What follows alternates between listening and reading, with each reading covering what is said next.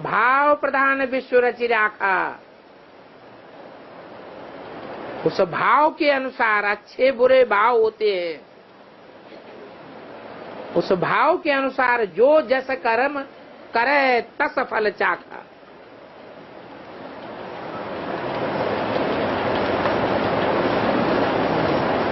कर्म तो वही है, एक ही कर्म अच्छे भाव से किया जाता है और वही कर्म बुरे भाव से किया जाता है। किसी का अनिष्ट करने के लिए क्या किया जाता है, तो फल में बहुत अंतर पड़ जाता है।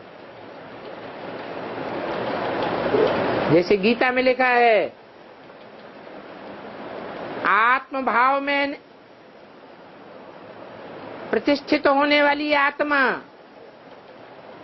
सारे संसार की हत्या कर दे तो भी उसके ऊपर कोई पाप नहीं चढ़ता।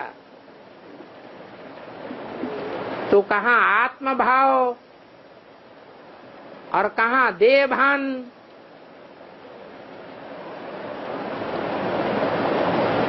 देह भान तो सबसे बड़ा स्वार्थ है। देह होती है तो देह भान होता है और देह भान से ही स्वार्थ आता है।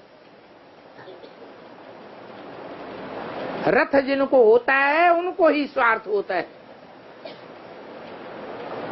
एक भगवान है जिसको रथ नहीं है, वो ही निस्वार्थी है, निष्पाप है। बाकी तो दुनिया में जो भी देव आत्माएं हैं, मनुष्य आत्माएं हैं, महात्माएं हैं, पाप आत्माएं, राक्षसी आत्माएं हैं, सबको देह है, देह भान है, सबको अपना अपना रथ है। तो रथ होने के कारण सब स्वार्थी है, रथ के द्वारा सुख भोगने वाले हैं।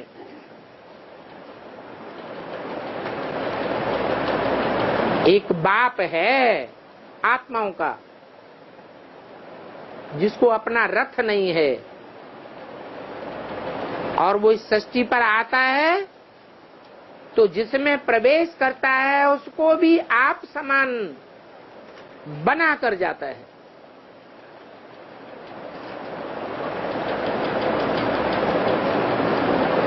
ऐसा बना के जाता है, निराकारी, निर्विकारी और निरहंकारी बना कर जाता है। 100% आत्मनिष्ठ बना कर जाता है। तो बेहद का बाप आत्माओं का वो विनाश का निमित्त नहीं है। विनाश का निमित्त कौन बनता है? हैं? कौन बनता है? शंकर। शंकर द्वारा विनाश। तो क्या शंकर का भाव खराब होता है जो सारी दुनिया का विनाश कराता है? भाव अच्छा है या भाव खराब है? अच्छा भाव। इसलिए बोला बाप आए हैं पाप में पाप बढ़ाने का, रहम करने के लिए।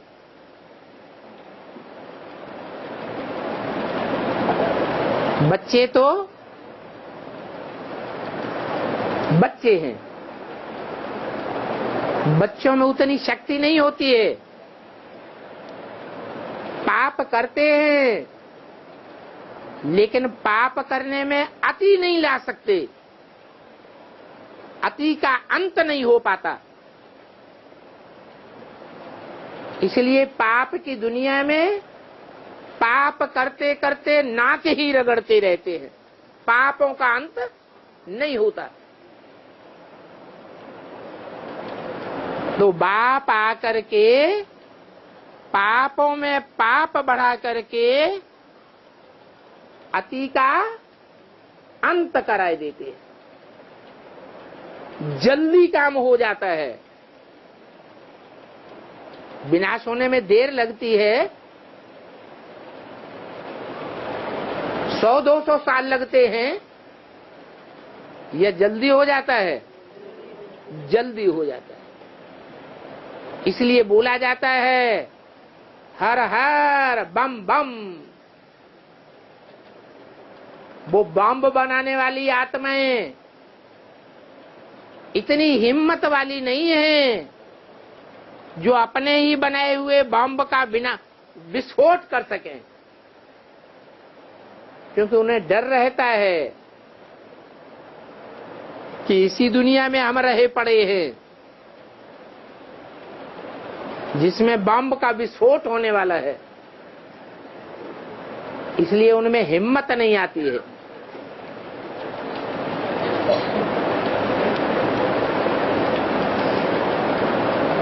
अपनी देह का, रथ का स्वार्थ भरा रहता है, जो बम विस्फोट नहीं होने देता।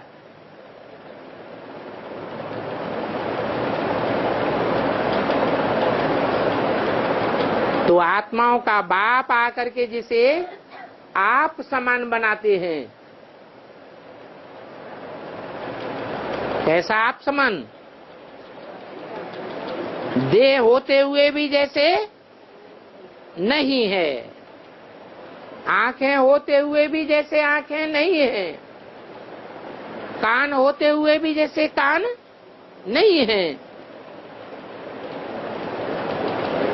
इंद्रियों का कोई मोह नहीं है।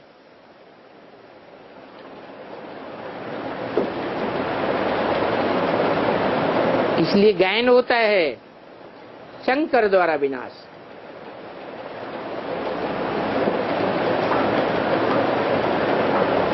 वाइब्रेशन ही चेंज कर देते हैं आत्मा के।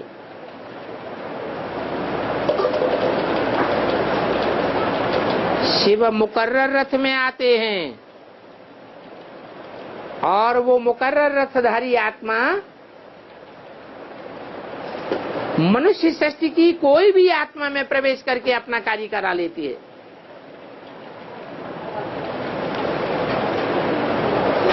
उसका वाइब्रेशन ही चेंज कर देती।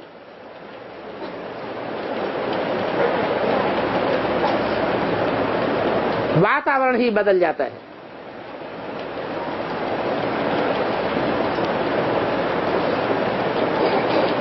और जो न करने योग्य कार्य है, उस कार्य को करने की योग्यता ही नहीं है, वो कार्य करा देता है।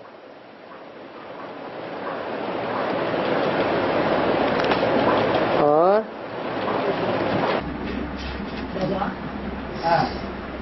ज्ञानी तो आत्माओं को भगवान का विशेष दास है। ज्ञानी तो आत्माओं मना भगवान का विशेष दास है। ज्ञानी तो आत्मा के हाथ में बाबा, ज्ञानी तो आत्माओं को भगवान का विशेष दास है। अरे हाथ तो उठाओ, तो कैसे बोल रहे? ज्ञानी तो आत्माओं को हाँ, भगवान का विशेष प्यार है। क्या कार्य? विशेष प्यार है। ज्ञानी तो आत्मा प्यार है। हाँ, प्यार है भगवान। ज्ञानी तो आत्मा मुझे विशेष प्रिय है। हाँ, भगवान को। हाँ, लेकिन उतना सहन शक्ति नहीं है। उतना सहन शक्ति नहीं है ज्ञानी तो आत्मा में।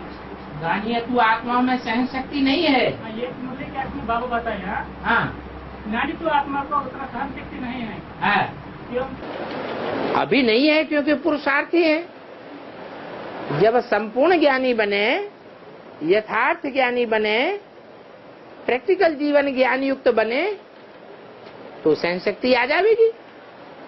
सहन शक्ति उतनी ही होती है जितनी आत्मा में प्योरिटी होती है। पवित्रता की पावर है तो सहन शक्ति है। पवित्रता की पावर नहीं तो सहन शक्ति भी नहीं।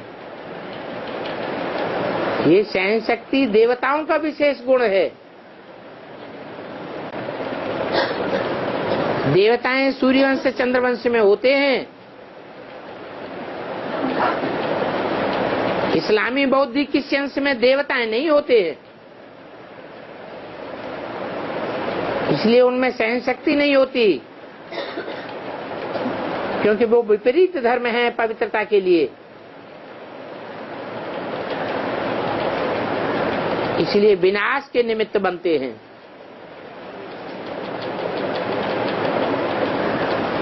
जाड़ के चित्र में भी दिखाया है, जड़ों में विदेशियों की ओर बैठा है बाप और स्वदेशियों की तरफ बैठी है माँ।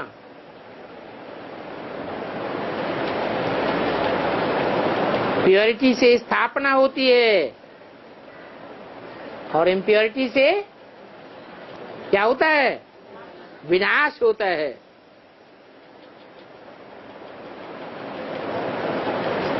पुरुषों में दुर्योधन दुशासन वृत्ति होने के कारण इम्प्योरिटी होती है।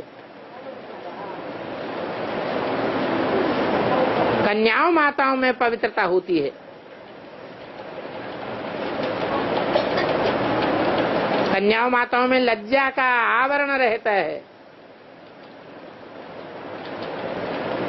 इसलिए पवित्रता के वाइब्रेशन ज्यादा रहते हैं।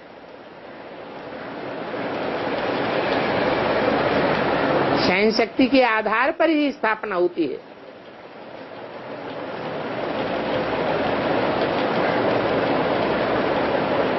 ब्रह्मा में सहन शक्ति थी तो ब्रह्मा द्वारा ब्राह्मण धर्म तैयार होता है, ब्रह्मा द्वारा ब्राह्मण धर्म की स्थापना होती है।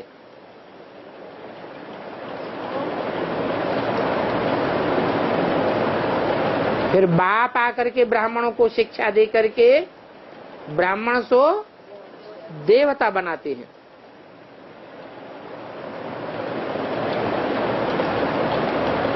काय की शिक्षा देते हैं?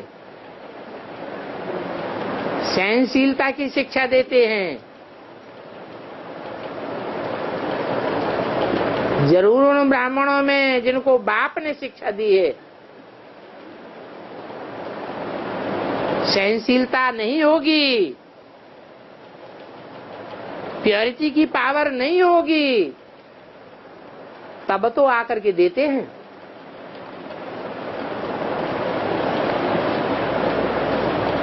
हाँ, ज्ञान को पसंद करते हैं। ज्ञान बाप से आता है। वो अपवित्र बच्चे बाप को प्रिय हैं, इसलिए पतितम कामी कांटे को चुनते हैं।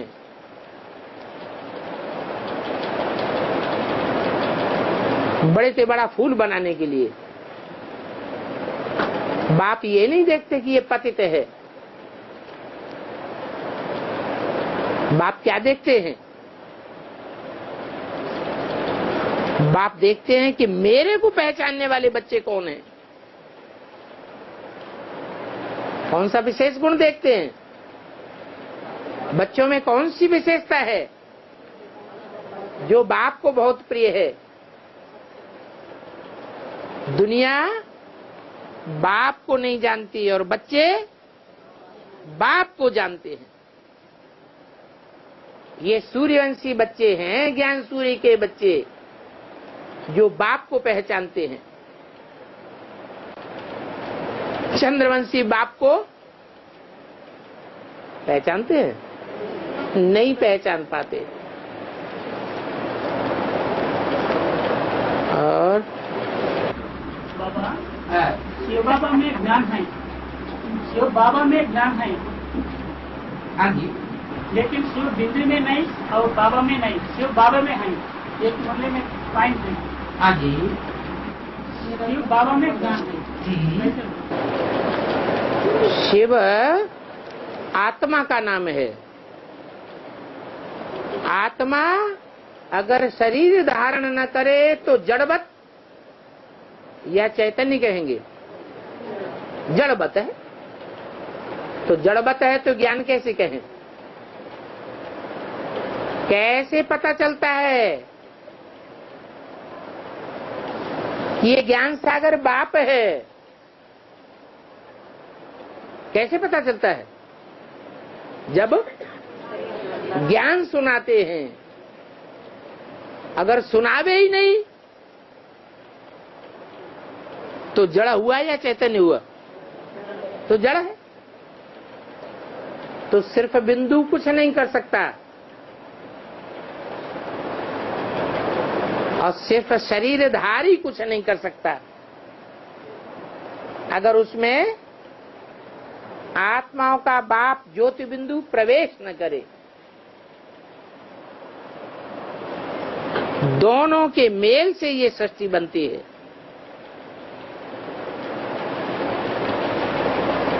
सृष्टि दो का खेल है या एक का खेल है?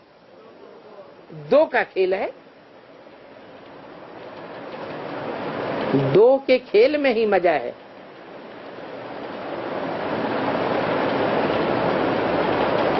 ये पहली पहली प्रवृत्ति है। कौन सी?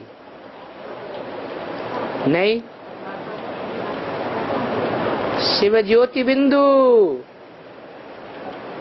और मनुष्य सृष्टि का पिता, जिसे कहा जाता है शंकर।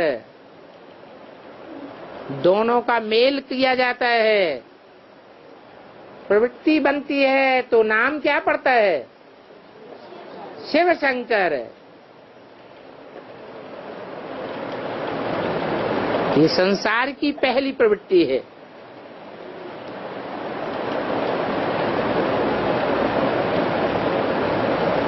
जो जन्म मरण के चक्र में आने वाली आत्मा है वो तो पूर्व जन्मों की बात भूल जाती है।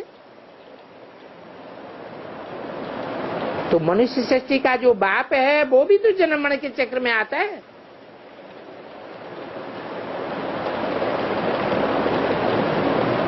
वही तो बाबा है। धर्म पिताओं का भी पिता है, बापों का बाप है। बाबा ग्रैंडफादर को कहा जाता है।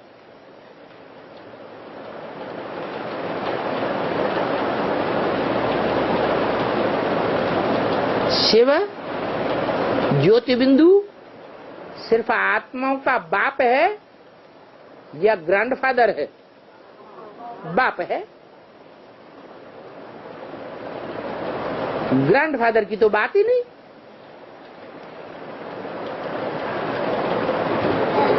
शिव को नहीं कहेंगे ग्रेट ग्रेट ग्रैंडफादर, लेकिन वो शिव जब तक मनुष्य शक्ति के पिता में प्रवेश न करे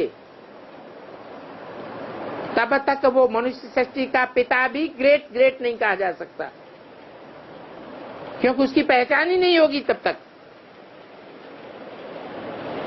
कोई जानेगा ही नहीं। और बाबा, अग्नि की आदि में 36 से पहले दोनों माता एक ही घर में रहती थी क्या बाबा? सन 36 से पहले? सन 36 से पहले एक ही और दो तीन ज्ञान था ही कहाँ है? अग्नि की आदि में 36 से पहले 36 से पहले तो बाप ही नहीं आता तो ज्ञान भी नहीं होता।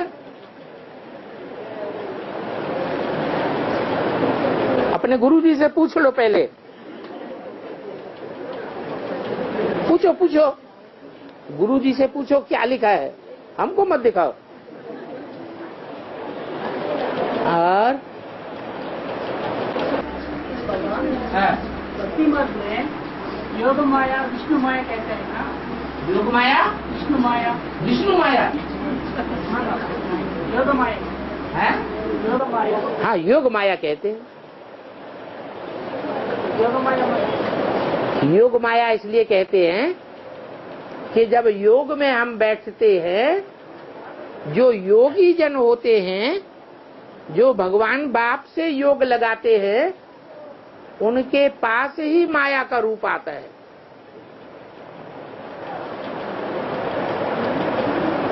औरों के पास नहीं आता, इसलिए उसको योग माया कहा जाता है।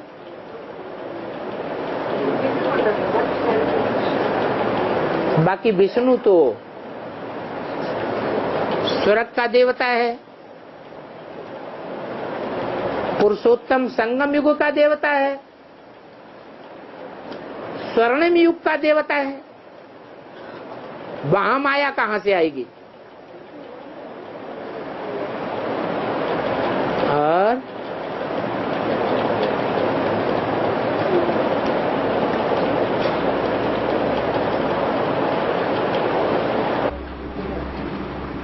शंकर अर्थात मृत्यु पाठ में बाबा, शंकर अर्थात मृत्यु पाठ में तो शंकर का वंडरफुल पाठ इसे बच्चे समझ नहीं सकते।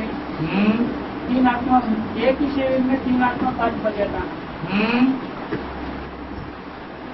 ये पूछना क्या है? बच्चों को वंडरफुल पार्ट है ना। बच्चों का भी वंडरफुल है, बाप का भी वंडरफुल पार्ट है, और शंकर भी बाप का बच्चा है। जब और बच्चों का वंडरफुल पार्ट है तो बड़े बच्चे का भी वंडरफुल पार्ट ही होगा। हाँ, फिर बच्चे समझ नहीं सकते पार्ट का वंडरफुल पार्ट का। हाँ, तुम बच्चे भी भूल जाते हो। तीन आत्मा पार्ट बजेता, तीन आत्मा पार्ट बजेता है एक शरीर में।